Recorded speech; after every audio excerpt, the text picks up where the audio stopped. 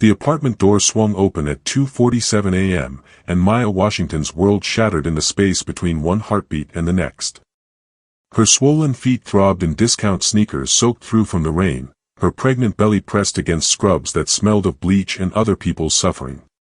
She'd just worked 16 hours straight, her second double shift this week, to scrape together another $1,000 toward the $45,000 they needed for Marcus's surgery. The surgery that would save his life. The surgery he needed because his kidneys were failing and she'd do anything, to keep him breathing. But there, on their second-hand couch, tangled in sheets she'd washed that morning before her first shift, was her husband.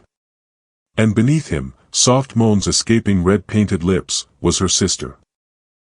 Maya Simone Washington was born on March 14, 1992, in the charity ward of Grady Memorial Hospital in Atlanta, Georgia, to a mother who cleaned hotel rooms and a father who drove trucks until diabetes took his legs. She learned early that love meant sacrifice, that family meant enduring, that when life knocked you down, you got up, because nobody else was coming to save you. At 32, Maya worked as a certified nursing assistant at Piedmont Hospital, her hands cracked from constant washing, her back permanently curved from lifting patients twice her size. She was 5 months pregnant with their first child, a girl they'd already named Hope, and every morning she pressed her hand to her belly and whispered promises about the life they'd build together. A life better than the one she'd known. Marcus Terrell Washington, born August 23, 1990, in the same hospital where Maya now worked, had been the boy with the smile that could light up Auburn Avenue. His grandmother raised him in the Martin Luther King Jr. birth home neighborhood after his mother overdosed when he was 7. He'd learned to play piano on the church's donated upright, his fingers finding melodies in the chaos of grief. Before the sickness, he'd worked as a session musician, his talent known in every recording studio from Little 5 Points to Buckhead. But polycystic kidney disease, inherited from a father he'd never met, had turned his body into a prison, his skin taking on that yellowish pallor of uremia, his energy draining like water through a broken levee. They'd married 3 years ago in that same church where Marcus first touched piano keys, Maya in a dress from Goodwill that she'd altered herself, Marcus in his grandfather's suit that smelled faintly of mothballs and Old Spice. Reverend Patterson had said, "What God has joined together, let no man put asunder," and Maya had believed it with every cell in her body. She'd believed in forever. She'd believed in them. Their apartment was a third-floor walk-up in East Atlanta, where the paint peeled in humidity and the neighbors' arguments bled through thin walls. But Maya had made it home, second-hand furniture arranged with care, plants on the windowsill catching what little sun managed to penetrate between buildings, photographs on the walls showing happier times. Marcus at the piano, head thrown back in joy. Their wedding day, both of them so young, so full of impossible dreams. Her mother, before the cancer. His grandmother, before the stroke. The apartment held their history, their hopes, their struggling present. Every object told a story of resilience, of making something from nothing, of the peculiar alchemy that turned poverty into perseverance.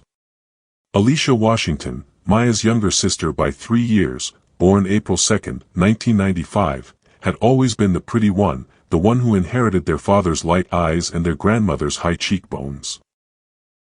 She'd moved to Atlanta 6 months ago after another failed relationship in Savannah, crying on Maya's doorstep about how she had nowhere else to go, how she needed family, how blood was supposed to stick together.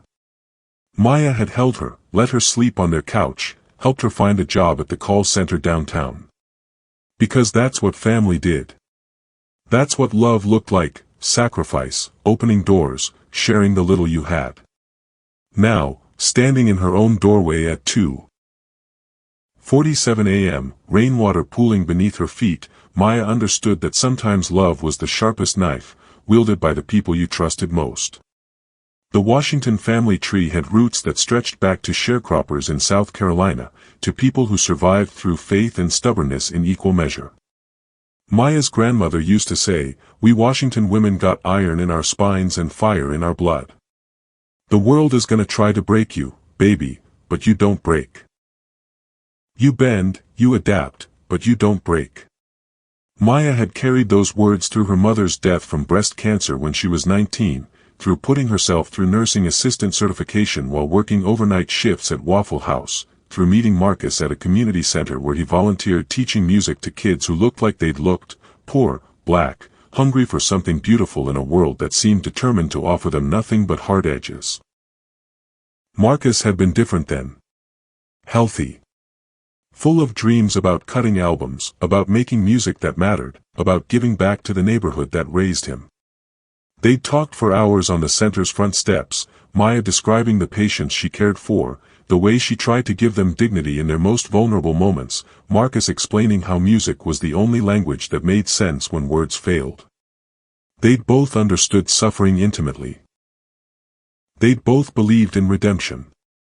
The disease came slowly at first, fatigue Marcus dismissed as overwork, swelling he attributed to too much ramen, that persistent itching that no amount of lotion could solve. By the time the diagnosis came, his kidney function had already declined to 30%. The nephrologist, a white woman with kind eyes and terrible news, explained that dialysis was inevitable, that a transplant was the only real solution, that without it, he had maybe 5 years. Maya had been tested immediately as a potential donor. They weren't a match.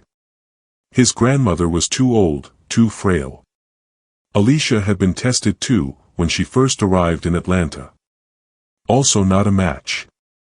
Marcus's name went on the transplant list, but the wait for black patients was longer, years, usually, because of biological compatibility issues, because of the way healthcare inequality played out even in organ allocation. So they'd chosen private surgery. A transplant at a hospital in Miami that specialized in difficult cases, that had connections to international donors, that charged $45,000 up front.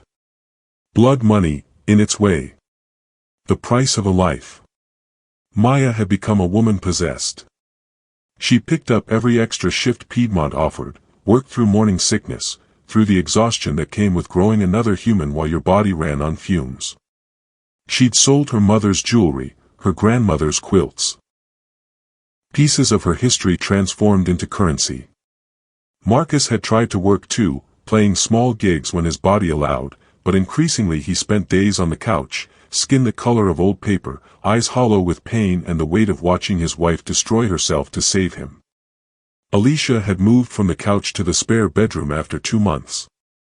She contributed rent, sometimes, and occasionally bought groceries. She'd shown up to a few of Maya's shifts at the hospital, bringing lunch, playing the supportive sister. She'd rubbed Maya's feet after long days, told her how strong she was, how Marcus was lucky to have her. She'd looked Maya in the eyes and said, "I don't know how you do it, sis. You're like a superhero." And all the while, something was growing in the spaces between them, in the hours Maya spent at the hospital, in the moments when Marcus and Alicia were alone in that apartment where the walls were thin and temptation wore a familiar face. The first sign came 3 weeks ago, though Maya hadn't recognized it then. She'd come home from a shift to find Alicia and Marcus on the couch, watching a movie, their laughter dying abruptly when the door opened. Nothing unusual, family watching TV. But something in the air felt wrong, like the charged atmosphere before a storm. The way they'd been sitting, maybe. The guilty speed with which Alicia had moved to the other end of the couch. Then there were the texts. Maya had picked up Marcus's phone by mistake one morning, they had the same model, and seen a message preview from Alicia, "Can't stop thinking about." She'd handed him the phone without reading further, without questioning. Sisters texted brothers-in-law. That was normal. The flutter in her stomach was just pregnancy hormones, just paranoia bred from exhaustion. Marcus had become distant in ways that went beyond physical illness. He stopped meeting her eyes during conversations. When she came home, he was often sleeping, or pretending to sleep, his body turned toward the wall. He stopped asking about her day, stopped thanking her for the shifts she worked, stopped touching her belly to feel their daughter kick. The man who'd once played her songs on that donated piano now seemed to exist in a different dimension, unreachable despite sharing the same bed. Alicia had started dressing differently around the apartment, shorter shorts, tighter tank tops, no bra. "It's hot," she'd say when Maya noticed, which was true. Atlanta in August was brutal. But there was something in the way she moved through rooms when Marcus was present, a deliberate sway, a performance of sexuality that felt aggressive, intentional. The perfume was wrong too. Alicia had started wearing a scent Maya didn't recognize, something expensive that didn't match her call center salary. When Maya asked about it, Alicia had shrugged, "Sample from the mall." But Maya had found the full bottle hidden in the bathroom cabinet behind toilet paper, and the price tag was still attached. $120. For perfume. When Alicia claimed she couldn't afford to pay rent. 2 weeks ago, Maya had noticed hickeys on Marcus's neck. "Must have scratched myself in my sleep," he'd said, but the marks were too deliberate, too symmetrical. She'd said nothing. What could she say? Accusing your dying husband of infidelity when you had no proof felt cruel, paranoid. Besides, she was working 80-hour weeks. Maybe she was imagining things. Maybe grief and stress were making her see conspiracies in coincidence. The nights became longer. Maya would lie awake in their bed, Marcus's labored breathing beside her, and wonder if she was going crazy. She'd press her hand to her belly, feeling hope move, and think about her grandmother's words, "You don't break, but what if breaking was inevitable? What if some betrayals were too heavy for even iron spines to bear?" Last week, she'd come home early, a patient had died, and the hospital had sent staff home, to find the apartment door locked from inside, the chain engaged. She'd knocked, waited, knocked again. 5 minutes passed before Marcus opened it, hair disheveled, face flushed. "Was in the bathroom," he'd said. But Alicia had appeared from the bedroom moments later, adjusting her shirt. "Taking a nap," she'd explained. In the middle of the day. In Maya's bedroom. While Marcus was supposedly in the bathroom. Maya had said nothing. She'd walked past them, started dinner, moved through the apartment like a ghost in her own life. That night, she'd worked a double shift she hadn't been scheduled for, just to avoid going home, avoid the truth that was building like pressure behind a dam, avoid the moment when everything would rupture. The rain had started around midnight, one of those summer storms that turned Atlanta streets into rivers, that made the city's inadequate drainage system look like a cruel joke. Maya had been on her feet since 10 a.m. the previous day, first at Piedmont, then at Emory where she'd picked up an emergency shift. Her supervisor had tried to send her home. "You're pregnant, Maya, you need rest," but Maya had insisted. Every hour was another $40. Another small victory against the debt of keeping someone alive. She'd helped a stroke patient regain enough speech to say, "Thank you."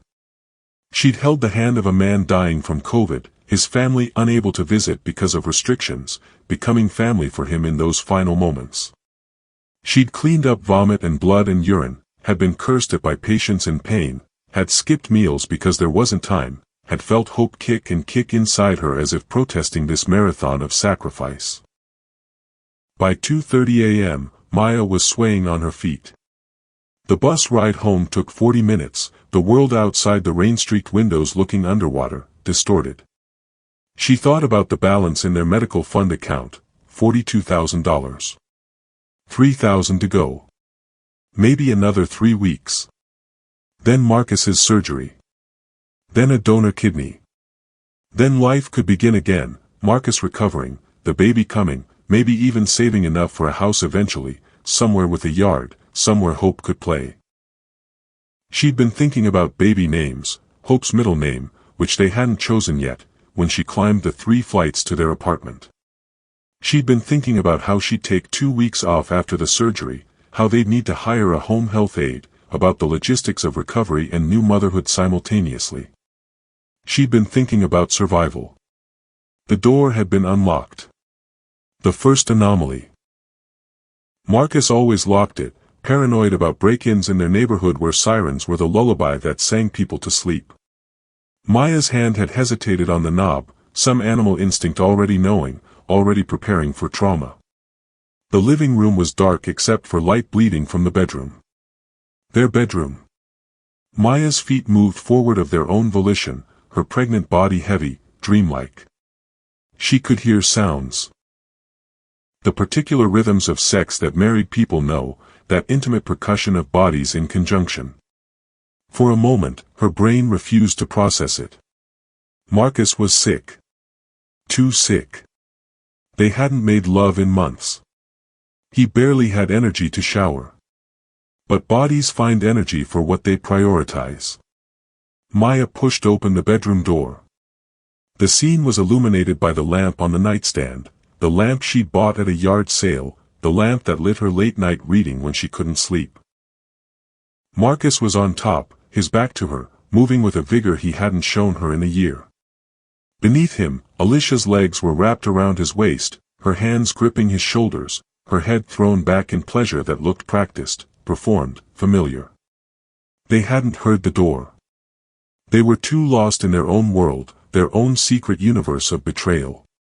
Maya stood frozen in the doorway, one hand on her belly, the other pressed against the doorframe for support.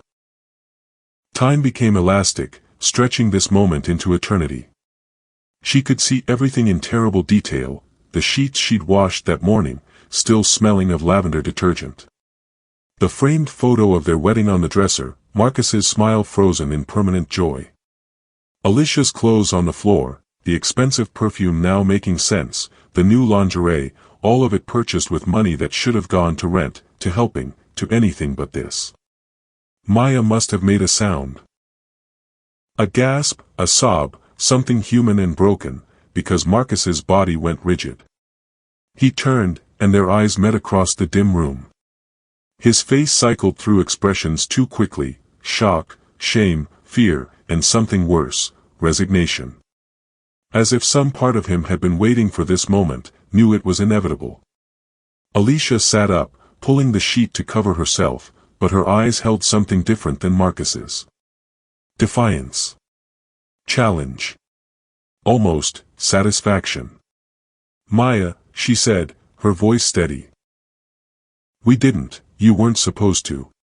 Get out. Maya's voice came from somewhere deep, somewhere she didn't recognize. Both of you. Get the fuck out of my house. Marcus moved first, scrambling for his clothes, his hands shaking. Maya, please, I can explain. Explain. The word came out as a scream. Explain what, Marcus? Explain how you fucked my sister while I worked myself to death to save your life.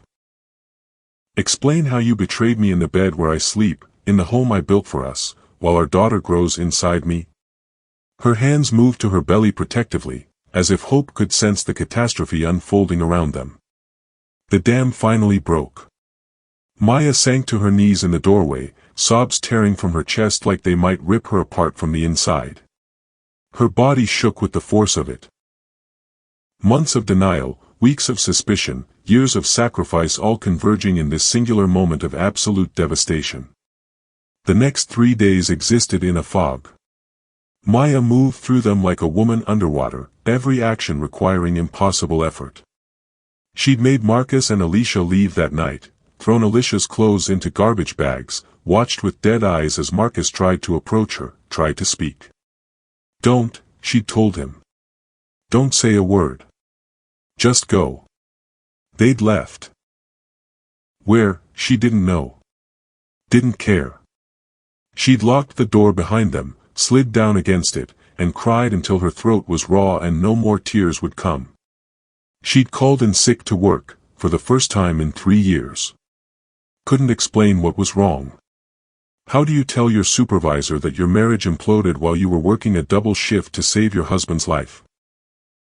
Her supervisor, a black woman named Denise who'd worked at Piedmont for 20 years, had simply said, take the week. We've got you. Maya spent those days excavating the evidence of their betrayal, pulling threads until the whole ugly tapestry revealed itself. She'd found Marcus's phone, he'd forgotten it in his panic to leave, and the password was still their anniversary. She'd read through months of messages between him and Alicia. The affair had started 2 months after Alicia moved in. The messages were mundane at first. Can you pick up milk? What time will Maya be home? Then gradually more familiar, more intimate. Inside jokes. Compliments that crossed lines.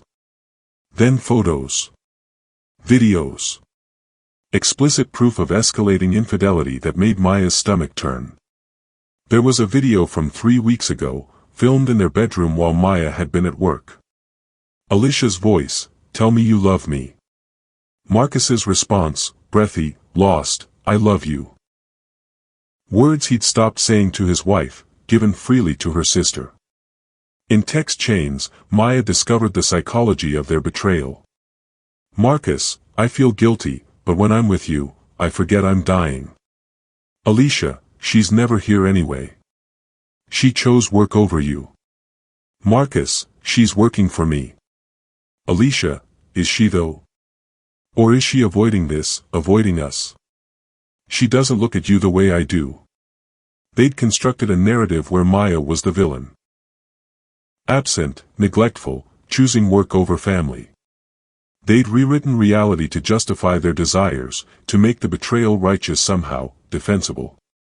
Never mind that Maya was destroying her body to save Marcus's life. Never mind that every shift was an act of love, every dollar earned was a brick in the foundation of their future. Maya found receipts for hotel rooms. The money she'd thought Marcus was spending on medications had funded their secret meetings. She found a Valentine's Day card Alicia had given him, hidden in his nightstand. "You make me feel alive. Always, A." She found a journal where Marcus had written, "I don't know who I am anymore." The dying man Maya pities? Or the man who still feels desire, still wants to be wanted? With Alicia, I remember what it's like to be whole. His sickness had become his justification. As if declining kidneys excused betrayal. As if proximity to death granted permission to destroy the living. Maya contacted her mother's sister, Aunt Claudette, who still lived in Savannah. "Did you know?" Maya asked, her voice hollow. The silence on the other end was answer enough. "Baby," Claudette finally said, "I suspected something when Alicia came down here last month for that job interview. She was different. Guilty acting. But I didn't want to believe. I'm so sorry, Maya. Your mama would be heartbroken." Alicia had been planning. Strategizing. The job interview story had been a lie. She'd gone to Savannah to establish a backup plan, to secure an exit strategy if the affair was discovered. The call center job in Atlanta was real, but she'd been saving money, not contributing to the household. Building her own escape fund while Maya bled herself dry for Marcus's future. On the third day, Maya finally looked at their bank accounts. The medical fund, $42,000, all of it from her labor, her sweat, her sacrificed time with their unborn daughter. Their joint checking account, $347. Their savings, emptied. Marcus had withdrawn $2,000 2 weeks ago. Maya called the bank. "Can you tell me what the withdrawal was for?" "I'm sorry, Mrs. Washington, I can only tell you it was made at a jewelry store." A jewelry store. While Maya wore her mother's simple wedding band because they'd never been able to afford an engagement ring, Marcus had bought jewelry for her sister. The betrayal had layers, depths that kept revealing themselves like a wound that wouldn't stop bleeding. Maya sat on their bathroom floor, pressing her palm to her belly where hope moved, and something inside her crystallized. The grief was still there, would probably be there forever, but something else emerged.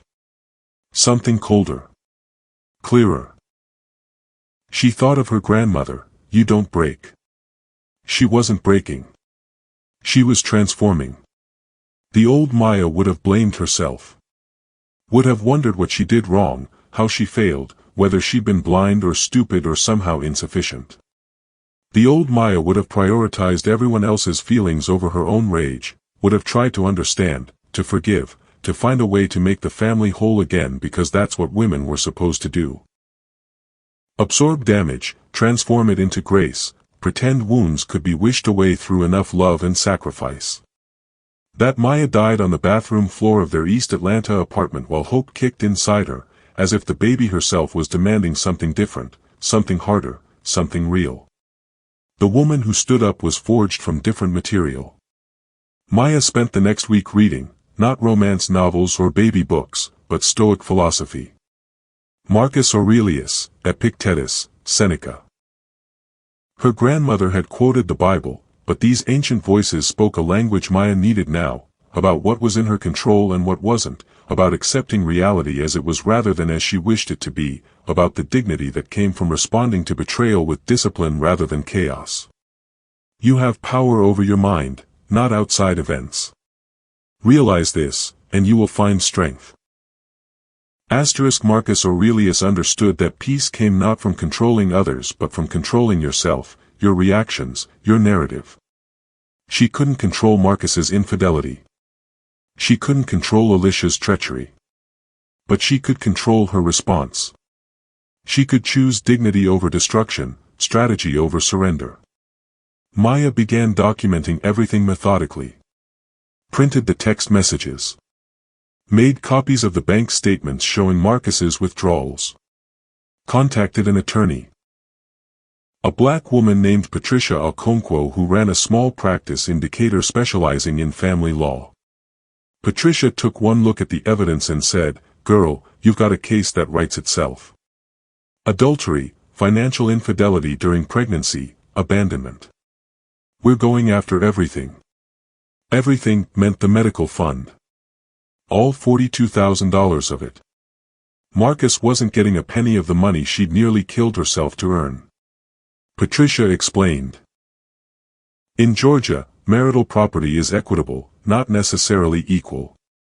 Given the circumstances, your sole contribution to the medical fund, his infidelity, your pregnancy, a judge will likely award you the full amount. Plus alimony. Plus child support once the baby comes. Maya felt nothing hearing this. No satisfaction. No triumph. Just the cold clarity of someone who'd finally stopped lying to themselves about who people really were.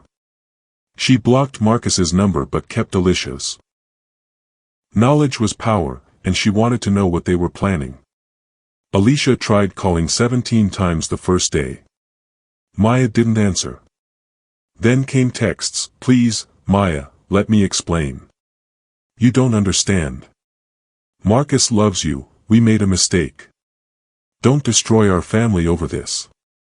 Our family, the audacity was almost admirable. Maya went back to work after the week, but she was different. Her co-workers noticed, she was quieter, more distant, but also more focused. She moved through her shifts with mechanical efficiency, her mind elsewhere, planning. During breaks, she read more philosophy. Seneca wrote, "A gem cannot be polished without friction, nor a person perfected without trials." This was her trial. This was the friction that would reveal what she was made of. She attended a support group for women dealing with infidelity, held in a church basement in Little 5 Points. Listen to other stories. Wives betrayed by husbands, some of them forgave, some of them left, all of them changed. An older woman named Ruth, probably 70, said something that stayed with Maya, "Baby, you'll survive this. But don't confuse surviving with returning to who you were before. That woman's gone. You're someone new now. The question is, who do you want to be?" Maya thought about this constantly. Who did she want to be? Not the martyr. Not the woman who sacrificed everything only to be repaid with betrayal. Not the victim. She wanted to be Steele. She wanted to be someone Hope could look at and see strength, see that love was important but self-respect was non-negotiable. She started going to the gym at 5 a.m. before work, pushing her pregnant body within safe limits, building strength. She meal prepped healthy food. She cut off friends who tried to play devil's advocate, who suggested Marcus was sick and scared and deserved understanding. No. She was sick of understanding. Understanding hadn't protected her. Understanding had made her vulnerable. 2 weeks after the discovery, Marcus finally caught her leaving work. He looked worse, weight loss, the yellowish tint to his skin more pronounced. "Maya, please. We need to talk." She looked at him with eyes that held no warmth. "Talk to my attorney. You'll be served with divorce papers next week." "Maya, I'm dying." "We're all dying, Marcus. You don't get to use your kidneys as an excuse for breaking my heart." She walked past him to her car, didn't look back. That night, alone in the apartment that felt too big now, Maya wrote a letter to Hope. Not to give her, not yet, maybe not ever, but to clarify her own mind. She wrote about love and betrayal, about the difference between strength and hardness, about how sometimes walking away from people you love is the most loving thing you can do, for yourself, for your future, for the child who will learn about relationships by watching how you handle yourself in crisis. She ended the letter, "Your father will tell you I was cruel. Your aunt will say I was unforgiving. But I want you to understand this, Hope, forgiveness is earned, not demanded. And self-respect is not optional. Remember that. Always." The divorce papers were served on a Thursday afternoon, delivered to the address where Marcus was staying, Alicia's new apartment in College Park, rented with money Maya now understood had been hoarded while pretending poverty. Patricia called afterward, "He wants to meet. Says he'll sign everything but wants to talk to you first, face to face." Maya's first instinct was refusal. What was there to say? What words could possibly matter now? But something in her, the part that had loved him, that remembered who he'd been before sickness and weakness corrupted him, agreed. One final conversation. Then closure. They arranged to meet at Piedmont Park on a Saturday morning, public and neutral. Maya chose 10 a.m., bright daylight, families around, no chance for the kind of intimate reconciliation Marcus probably hoped for. She brought nothing except her phone with 911 pre-dialed in case he became unstable. She wore her scrubs, a deliberate choice, a reminder of what she'd sacrificed, who she was. The night before the meeting, Maya barely slept. She rehearsed what she'd say, how she'd respond to his inevitable excuses, his pleas, his attempts to manipulate her sympathy by invoking his illness. She thought about the Marcus she'd married. The man with the beautiful laugh, the talented hands, the way he'd looked at her like she was everything. That man was gone. Maybe he'd never existed except in her imagination, a fiction she'd constructed from hope and youth and the desperate desire to believe love could save people from themselves. Epictetus wrote, "It's not what happens to you, but how you react to it that matters." This meeting would test everything she'd become over the past 3 weeks. Her discipline. Her resolve. Her refusal to be diminished by their betrayal. She thought about Alicia too, the sister she'd protected, supported, loved. Growing up, Maya had been the strong one, the responsible one.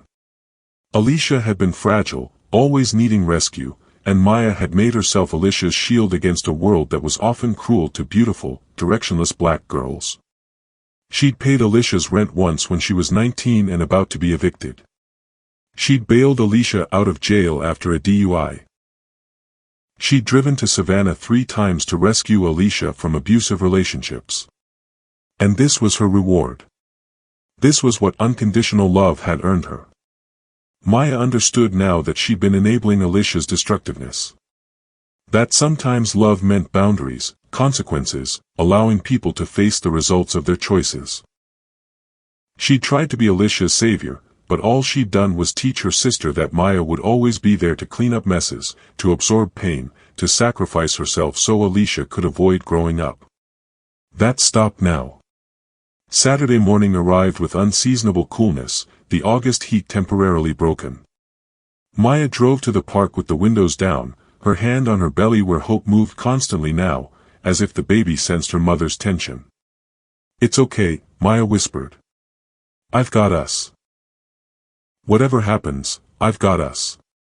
She parked near the Beltline entrance and walked to the spot they'd agreed on, by the playground where they'd once talked about bringing their future children, when the future still seemed full of promise. Maya arrived 15 minutes early, claiming the territory, establishing dominance. This was her meeting, her terms, her choice. Marcus arrived exactly on time, walking slowly, clearly struggling. He'd lost more weight. His clothes hung on him. But what struck Maya most was his eyes. They held shame, yes, but also resignation. He knew this was over. He knew what he destroyed. They stood 6 feet apart, like strangers. "Thank you for coming," Marcus said, his voice rough. Maya said nothing. Let the silence stretch. Let him feel it. "I don't expect you to forgive me," he continued. "I don't even know how to ask. What I did, what we did, it's unforgivable. I know that. Then why are we here?" Maya's voice was cold, controlled. "Because you deserved better than what you got that night. You deserved better than walking in like that, seeing. You deserved an explanation, even if it doesn't change anything. I don't need your explanations, Marcus. I read your texts. I know exactly how it happened, why it happened. You felt sorry for yourself. You wanted to feel alive. Alicia was available and willing. It's a simple story. Common, even." He flinched. "It wasn't that simple." "Then tell me," Maya said, her voice hardening. "Tell me what was complicated about fucking my sister while I killed myself to save your life. Tell me what nuance I'm missing. I'm listening." Marcus's composure cracked. "I was dying, Maya. I am dying. Every day I wake up and my body is weaker, and I look at you destroying yourself for me, and I hate myself. I hate that you have to work yourself to death because my kidneys failed. I hate that you're pregnant and exhausted and I can't provide for you the way a man should provide for his family. I hate that when you look at me, all you see is a patient, a project, someone to save, not a man, not your husband. Stop." Maya's voice cut through his words like a blade. "Don't you dare make this about how you felt inadequate. Don't you dare turn your betrayal into my failure. I looked at you the way a wife looks at the man she loves.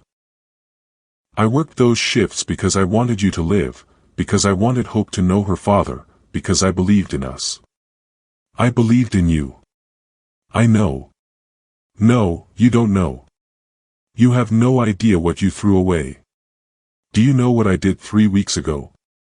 I worked a double shift, 16 hours straight. I was so tired I threw up in the parking lot before driving home. My feet were bleeding in my shoes. I held a dying man's hand for his last breath because his family couldn't be there, and I thought about you the whole time, about how I was going to make sure that didn't happen to you, that you'd have more time, that love could save you." Maya's voice broke, emotion finally cracking through. "And I came home to find you with my sister. In our bed. Using energy you claimed not to have to fuck the woman I'd given a home to." Tears streamed down Marcus's face. "I'm so sorry. Maya, I'm so sorry isn't enough." She was shouting now, months of rage finally erupting. "Sorry doesn't give me back the version of me that believed in people. Sorry doesn't undo the image burned in my brain of you two together. Sorry doesn't pay back the money you stole to buy her gifts. Sorry doesn't explain how you said, 'I love you' to her while I was working to save your life. She made me feel like a man again."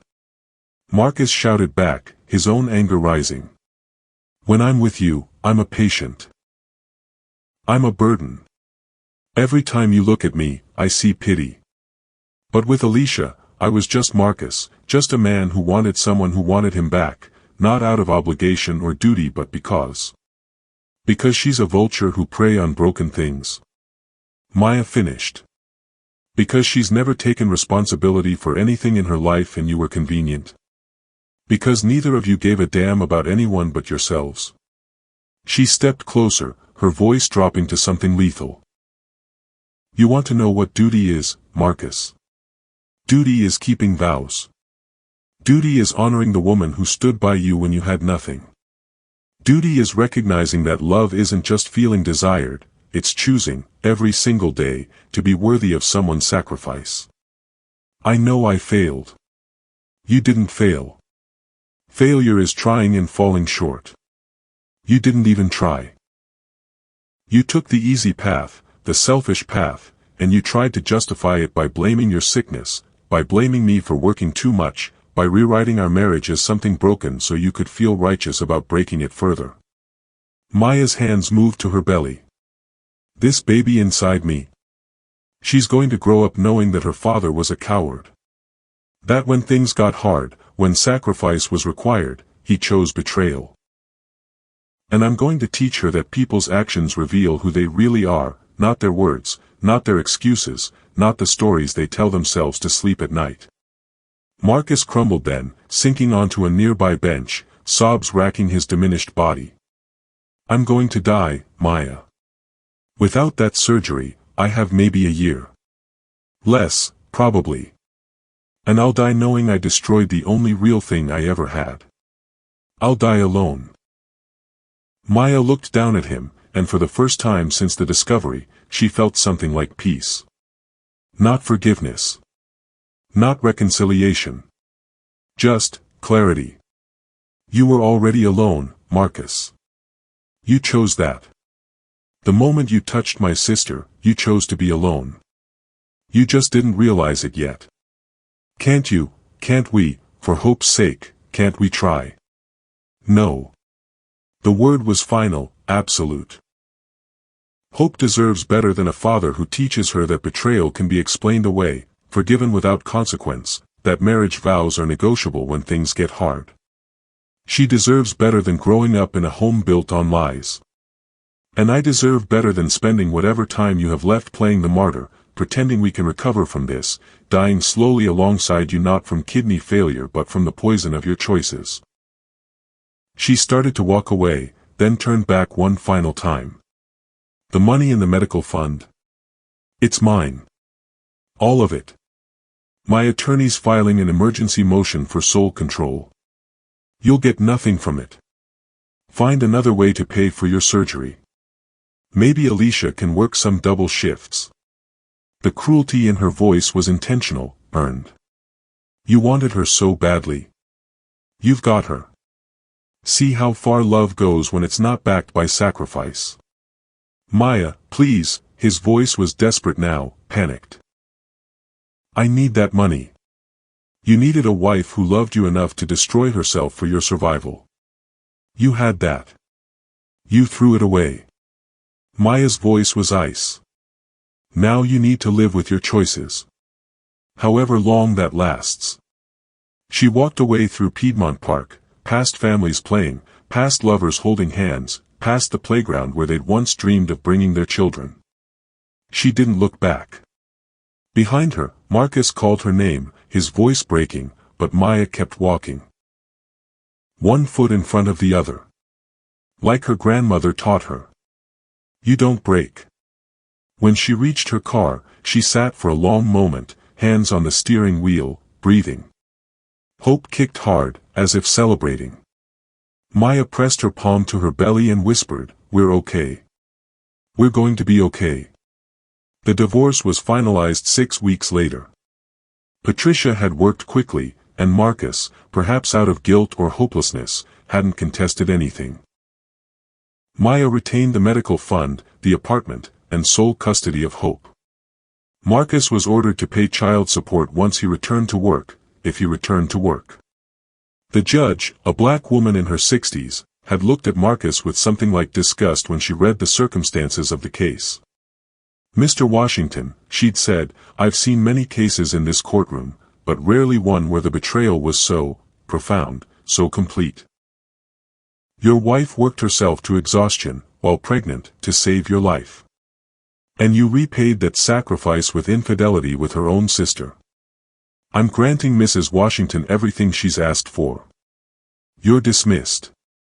Maya had felt nothing watching Marcus sign the papers. No satisfaction. No vindication. Just the exhausted relief of someone who'd been carrying a tremendous weight and finally set it down. Alicia had tried to reach out once, showing up at the apartment 3 weeks after the confrontation.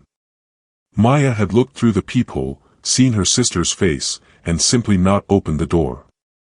After 10 minutes of knocking, Alicia left. They hadn't spoken since.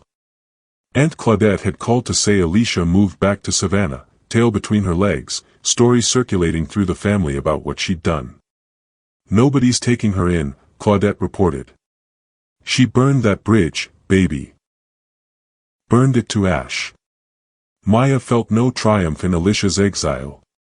Just the dull ache of losing a sister she'd never really had, recognizing that the relationship had always been unequal, always built on Maya's giving and Alicia's taking. Some relationships were meant to end. Some people were meant to leave your life. Marcus's surgery never happened. Without the medical fund, he couldn't afford it. Maya heard through mutual acquaintances that he'd returned to dialysis, that his health was declining rapidly. She felt no guilt about this. He'd made his choices. His consequences were his to bear. She'd gone to therapy. Piedmont Hospital offered counseling services for staff, and her therapist, Dr. Williams, was helping her process the trauma without losing herself to bitterness. "You have every right to be angry," Dr. Williams said during one session. "But make sure the anger serves you, not consumes you. You're building a life now.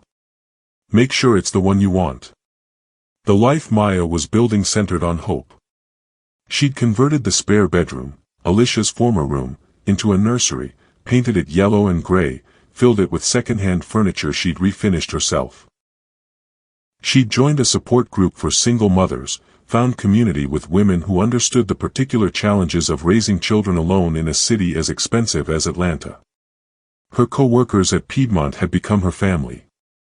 They threw her a baby shower, pooled money to buy her a crib and stroller, offered to babysit when Hope arrived. Denise, her supervisor, pulled her aside one day and said, "You know what I see when I look at you? Strength. Real strength, not the kind that refuses to break down, but the kind that breaks down and gets back up. That's what your daughter's going to learn from you." Maya had cried in the break room, the first tears she'd allowed herself in weeks. Not sad tears. Grateful ones. For people who showed up, who loved without agenda, who reminded her that betrayal by some didn't negate the goodness of others. She'd taken the $42,000 from the medical fund and split it. Half for Hope's college fund, locked in a 529 account Marcus couldn't touch, and half for her own nursing school tuition.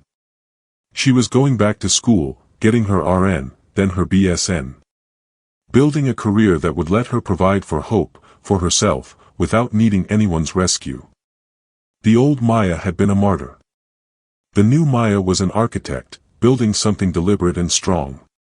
3 months after the divorce, Hope Alexandria Washington entered the world at 6:47 a.m. on a Tuesday in November, weighing 7 pounds, 3 ounces, with her mother's eyes and a cry that sounded like defiance. Maya held her daughter for the first time and felt the final piece of her transformation click into place. This was what mattered. Not Marcus. Not Alicia. Not betrayal or revenge or bitterness. Just this, a tiny human depending on her to model strength, dignity, resilience. "Hey, baby girl," Maya whispered to her daughter. "Let me tell you who we are." 6 months after Hope's birth, Maya sat in her apartment on a quiet Sunday morning, her daughter sleeping in the next room, sunlight streaming through windows she'd cleaned the day before. She'd been thinking a lot lately about forgiveness, not the kind that reconciled relationships, but the kind that freed you from carrying poison in your heart. She'd forgiven Marcus, in her way. Not because he'd asked for it, he hadn't. But because she understood now that his betrayal was about his own weakness, his own fear of mortality, his own inability to accept love that looked like sacrifice rather than desire. She'd forgiven him the way you forgive a storm for destroying your house, recognizing it as a force of nature, something that happened to you but didn't define you. Alicia was harder. Sisters were supposed to be sacred, supposed to be allies in a world that was often hostile to black women. But Maya was learning that blood didn't obligate grace, that family was as much about choice as genetics. She'd probably never have a relationship with Alicia again, and that was okay. Some losses were necessary. Some pruning made you stronger. What Marcus and Alicia had stolen from her wasn't just fidelity or trust, it was a certain naive belief in the inherent goodness of people she loved. The new Maya was more cautious, more boundaried, less willing to sacrifice herself on the altar of other people's needs. Some people call this hardness. Maya called it wisdom. She'd returned to work part-time, bringing hope to the hospital's daycare, pursuing her nursing degree online. She was dating, casually, nothing serious, and learning to enjoy her own company, to build a life that wasn't defined by a man's needs or approval. She'd discovered she liked yoga, painting, and the version of herself that emerged when nobody was watching, judging, depending. Hope was the revelation Maya hadn't expected. Motherhood was harder than any double shift, more exhausting than any week of back-to-back overtime. But it was also uncomplicated in a way her marriage never was. Hope needed her, yes, but honestly, no hidden agendas, no betrayal, just pure love and pure need. Maya found purpose in that simplicity. She thought often of her grandmother's words, "You don't break," but she'd learned the rest of that truth: you bend, you adapt, you transform. The Maya who married Marcus at 29 was gone. In her place was someone harder and softer simultaneously, harder about boundaries, softer about grace for herself. She'd learned, too, that Stoic philosophy and Black grandmother's wisdom were saying the same thing in different languages. Focus on what you control, accept what you can't, find dignity in your response to injustice, and keep moving forward. Marcus Aurelius and Big Mama Washington would have gotten along just fine. Sometimes, late at night when Hope was sleeping and the apartment was quiet, Maya thought about the moment she walked through that door, about how her life split into before and after. She thought about the $45,000 she'd been trying to raise, about how close she'd come to that goal, about how none of it mattered in the end because you can't buy loyalty, can't purchase fidelity, can't save someone who doesn't want to be saved, not from kidney failure, not from their own worst impulses. She thought about how she'd been trying to save Marcus's life while he was busy destroying hers. And she thought about how Grace looked like her walking away, choosing herself, teaching Hope through action that love wasn't martyrdom, that sacrifice required reciprocity, that you could honor vows without chaining yourself to someone who'd already left.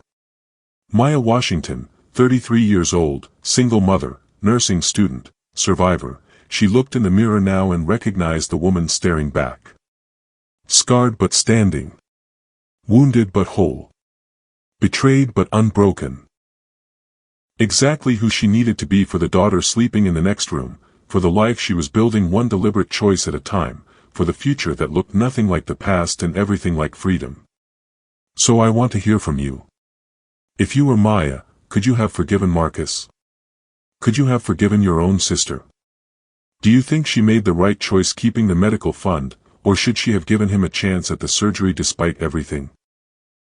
And here's the harder question: if you were dying, if you were scared and weak and feeling inadequate, could you understand why Marcus did what he did?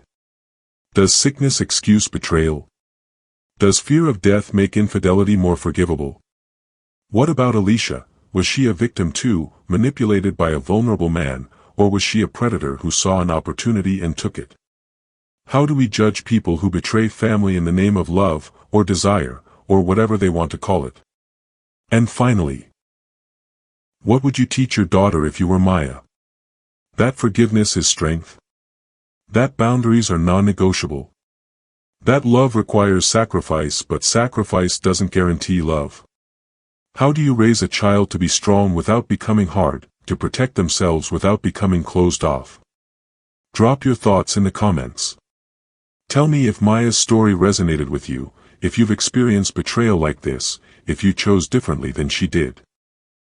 This community is about more than just stories. It's about learning from each other, about recognizing our shared humanity even in the darkest moments.